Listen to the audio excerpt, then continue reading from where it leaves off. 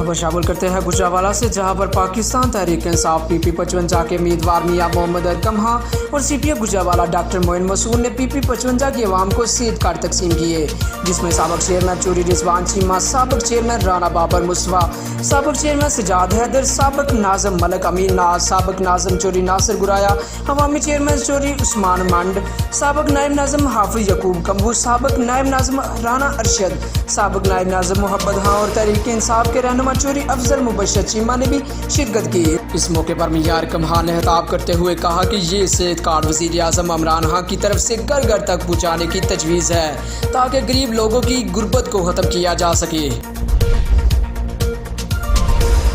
साबिक MPA Tehreek Insaf PP 55 के उम्मीदवार मियां मोहम्मद अरकम की CPO गुजरांवाला डॉक्टर मोइन मसूद से खुसूसी मीटिंग,